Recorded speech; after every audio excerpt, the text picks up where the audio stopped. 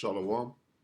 Call halal Yahweh Hashem Yahushua Bahashem Makafadash. Double honors to the elder apostles and elder bishops of GMS, including the elders that came before them that taught us this truth.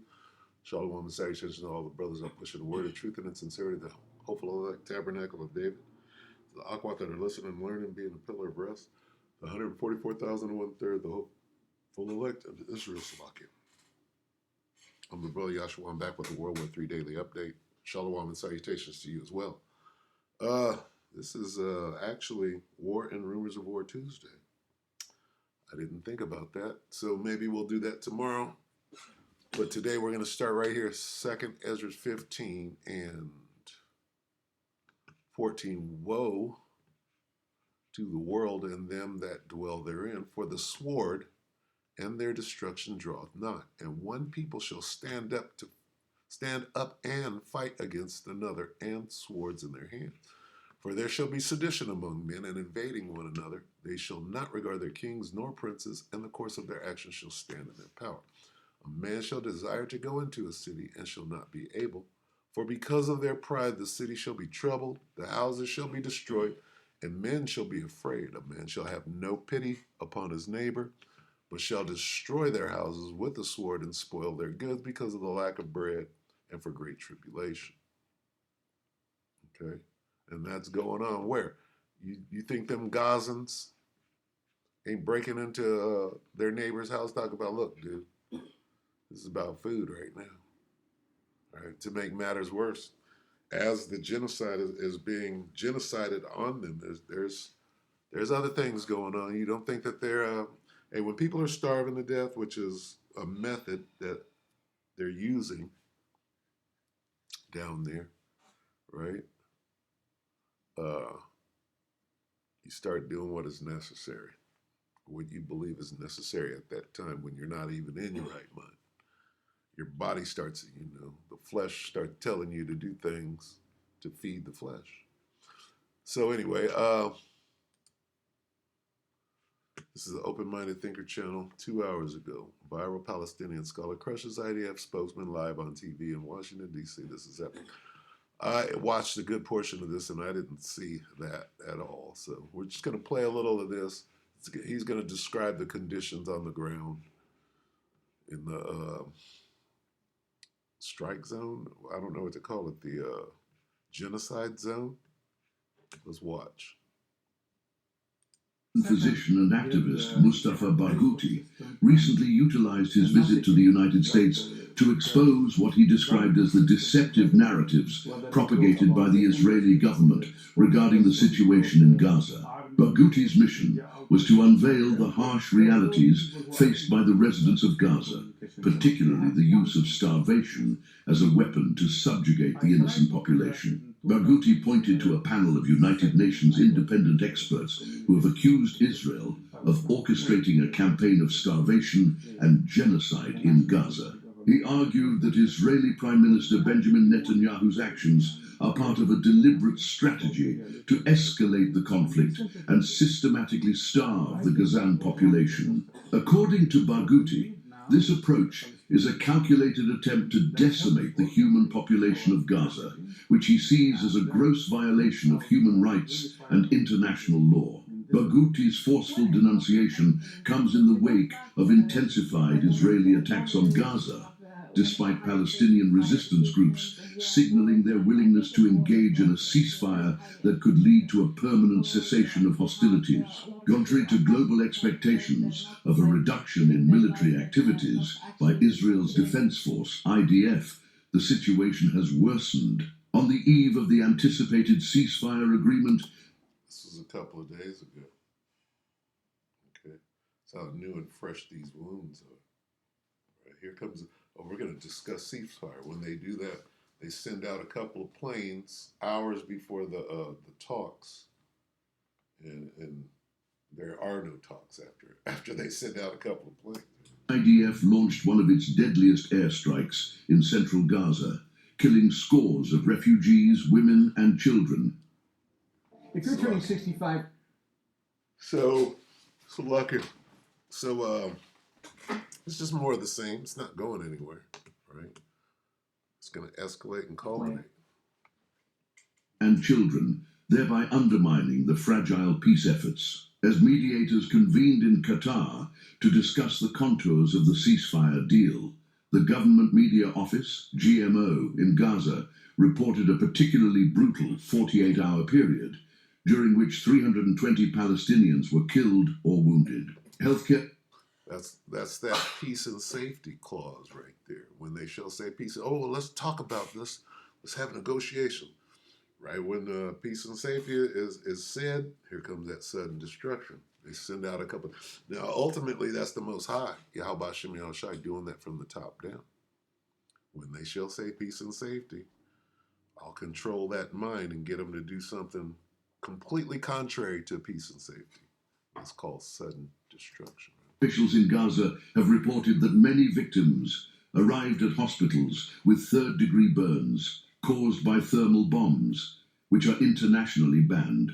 These weapons cause severe chemical burns and immense suffering, leading to many deaths shortly after injury. The GMO's statement laid the blame for these atrocities on the United States, accusing Washington of arming Israel and enabling what it described as massacres committed by Israeli forces. Did you catch that? It's not the Israelis' fault for doing this. It's the Babylonians' fault. See how that works? The health ministry in Gaza reported that the Israeli army had committed 3 massacres within the past 24 hours, resulting in the deaths of at least 80 citizens and injuries to 216 others. Since the beginning of the aggression on October 7 of the previous year, the death toll has risen to over 38,000, with nearly 90,000 people wounded. In his speech, Barghouti decried the situation as a breakdown of international law and order. He emphasized the need for the global community to hold Israel accountable for its actions and to support the Palestinian people in their struggle for justice and peace. Barghouti's call to action resonates deeply with those who advocate for human rights and the rule of law, highlighting the urgent need for international intervention to end the suffering in Gaza. For 7.5 years, I was never granted a visa to come here.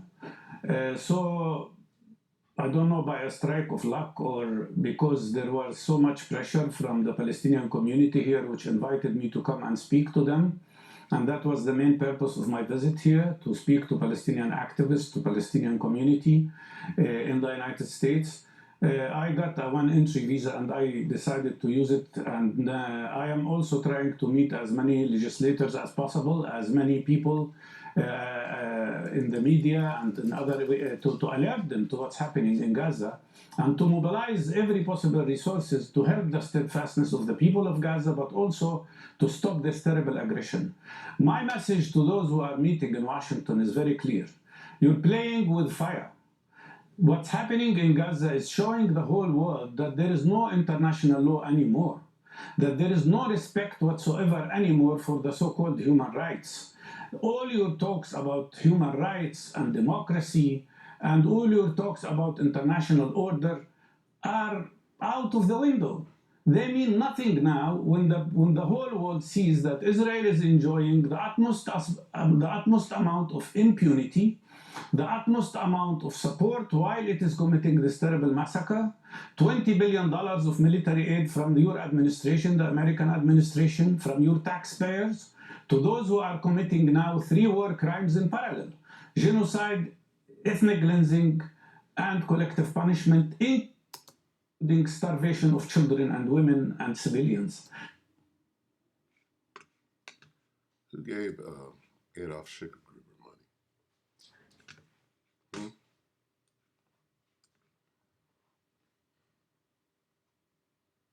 The Babylonians funded Schicklgruber.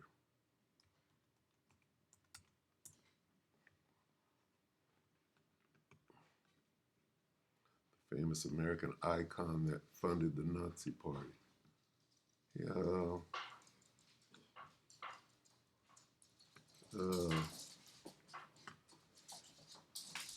It was Daddy Bush, not George H.W., but his dad, right?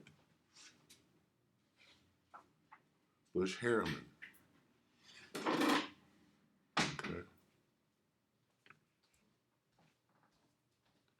American businesses that funded the Nazis, Hitler's goal.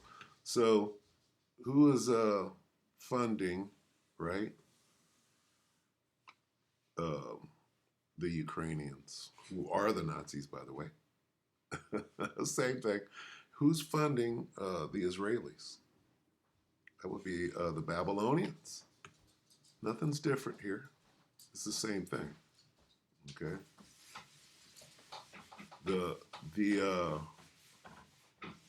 Let's just look at this real quick. Take a look at this. If Nazis are so bad, then why did the United States fund Hitler? Manhattan Center, hundreds attend a rally.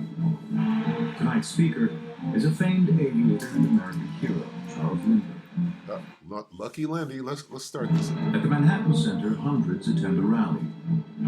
Tonight's speaker is a famed aviator and American hero, Charles Lindbergh. Lindbergh is a Nazi sympathizer, avid opponent of U.S. involvement in the overseas conflict. France has now been defeated, and despite the propaganda and confusion of recent months, it is now obvious that England is losing the war. I believe The call is to abandon America's friend and ally. and I have been forced to the conclusion that we cannot win this war for England regardless of how much assistance we send. That is why the America First Committee has been formed. Lindbergh and the National America First Committee rail against any involvement in the war. There are Hundreds of thousands of citizens agree. and abroad Since the war began in 1939, Americans have seen and heard about the devastation in Europe. Adolf Hitler's all-out attack on Poland makes the long-dreaded Europe. How easy was it to lie and propagandize and how easy was it to do with no internet and no cell phone? How easy was it to sway the minds of the people back then, right? Or create a story that maybe didn't happen at all? It was easy to do back then. War is certain. But many are convinced that stopping Adolf Hitler is not worth the sacrifice of American lives. This time America should keep out, and I know I will. I'm sorry, dear. European affairs. I think we should stay out of it entirely. And all our efforts should be made to keep out of the fight, but Europe fight our own battles. They mean nothing to us. Some Americans publicly admire the Nazis and envision a fascist America. In February 1939, some 20,000 American Nazis rally in Madison Square Garden. Some what? American what? Right here? Who funded Adolf?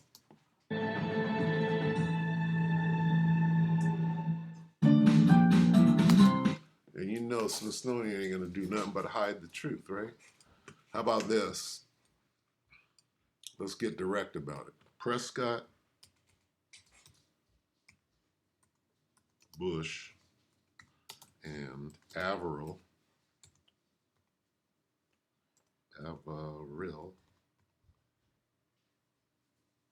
who? Harriman.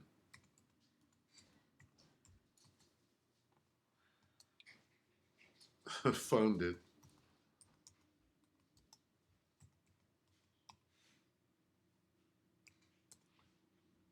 come on, let's get the truth out here.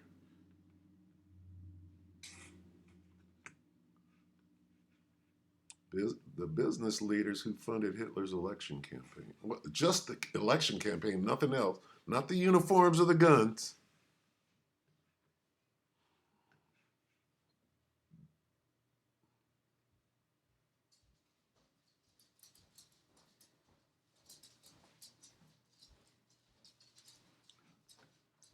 What is this? What about Bush Harriman? They are Nazis.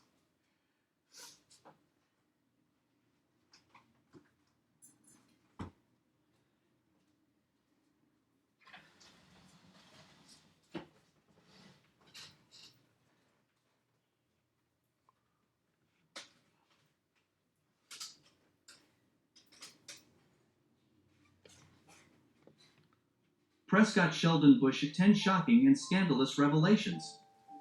Prescott Sheldon Bush, the patriarch of one of America's most influential political families, was a man of considerable influence and controversy. As a senator, banker, and businessman, Bush left a complex legacy marked by significant achievements and notable scandals. This video delves into 10 of the most shocking and intriguing facts about his life, shedding light on lesser-known aspects of his career and personal life.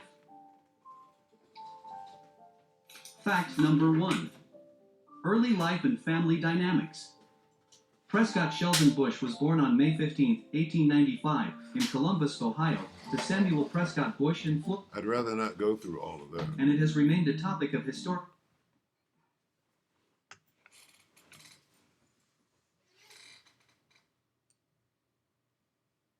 Smedley Butler.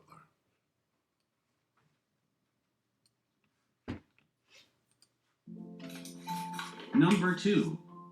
Coup controversy. In 1933, Prescott Bush was alleged to have connections with the Business Plot, a political conspiracy aimed at overthrowing President Franklin D. Roosevelt. The plot intended to recruit retired Marine Corps Major General Smedley Butler to lead a coup against Roosevelt, supposedly backed by prominent business leaders, including Bush. Though Butler testified to Congress about these claims, no evidence conclusively linked Bush to the plot, and it has remained a topic of historical debate. Number 3. Skull and Bones. Prescott Bush's membership in Yale's Skull and Bones Society, which he joined in 1917, significantly influenced his path in life. Skull and Bones is known for its secrecy and the significant number of influential American leaders among... This is a damn puff piece, so I'm out of that. But can we get to the facts?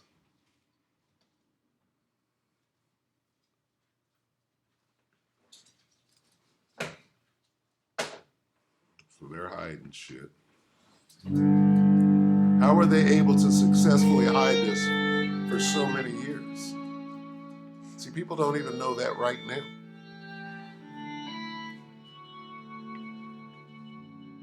On the 20th of February 1933, Hitler and Goering met leaders of German industry in order to point out the dangers of Marxism and, more importantly, that there was no cash in the Nazi piggy bank to fight the forthcoming elections. The previous year there had been 2 general elections and 1 presidential election, together with scores of local elections, which had taken their toll on party finances. You see this bullshit? Can we just get straight to the Slovakia?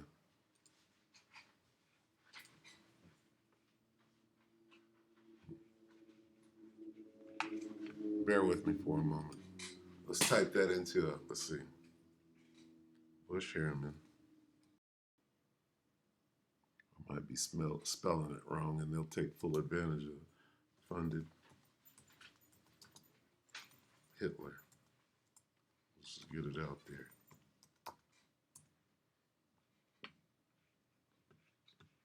How Bush's grandfather helped Hitler's rise to power. See, why don't you just come right out and say the shit?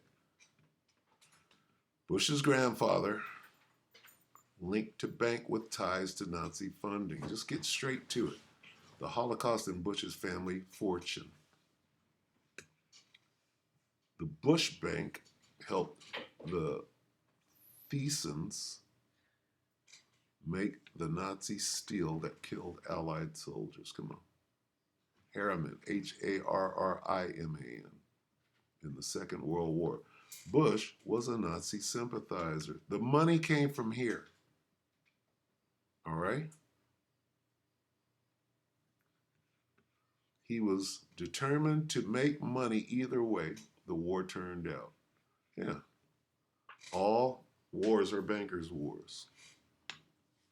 Okay, so, I mean, you could get into it. All right? You could get into it. The information is out there. So who's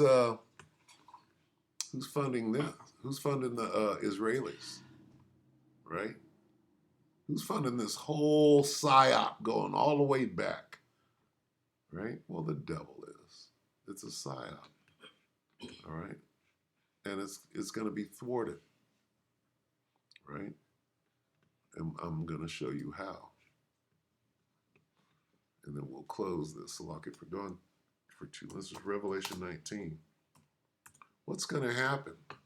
What's going to come of the war? Well, all the armies of the earth, right, will be put down. We'll just read this. What is it, Berean? Usually comes up Berean. It's Revelation 19 and 19 in the Berean. Then I saw the beast, right, NATO, the EU, and the horse sitting atop the beast, and the kings of the earth with their armies. Okay, that's everybody. Assembled to wage war against the one seated on the horse. Who's the one seated on the horse? The rider on the white horse. The word of the Most High, right? The King of Kings and Lord of Lords. So this is what's going to happen to this plan, right? World War I, World War II. We're in World War III. What are they doing? They're trying to prevent this. This is their demise. Okay? So in the middle of World War III, the angels are going to get involved, right? And there's going to be a war in heaven. Heaven is the sky in this instance. There are different levels of heaven. You got heaven on earth. You got the Shemayim, right? This is what the war in heaven looks like. Heaven being the sky. The war, here's the devil, right? And his angels. And this is Michael and his angels. Okay? And this is what is being described right here. Then I saw the beast and the kings of the earth with their armies. This is what it looks like right here. Okay? Assembled to wage war against the one seated on the horse and against his army. This is his army right here. How do we know that? Because his ship is the one they're talking about, right? Not Neo, but Yahushua. His chariot is so huge, it would black out the whole picture. Okay? So, it says this, but the beast was captured along with the false prophet, who on its behalf had performed signs deceiving those who had the mark of the beast and worshipped his image. Both the beast and the false prophet were thrown alive into the fiery lake of burning sulfur. Okay? Which is talking about, all right, these things got shot out of the sky, right? In this war, and then were consumed when the missiles hit. That's basically what that's saying. So they don't succeed, right? All of this planning, these world wars and secrecy and skullduggery, right, amounts to what? Nothing. They got that ass whooped. And the rest were killed with the sword that proceeded out of the mouth of the one seated on the horse, meaning that laser beam. All right, the weapon systems on these chariots are top notch. They can't be overcome. All right, so that's what's going on. This is the culmination of World War III. Let's get this real quick here. 13, let me go back real quick. Okay, they left off from fighting. Let's get this out. Okay.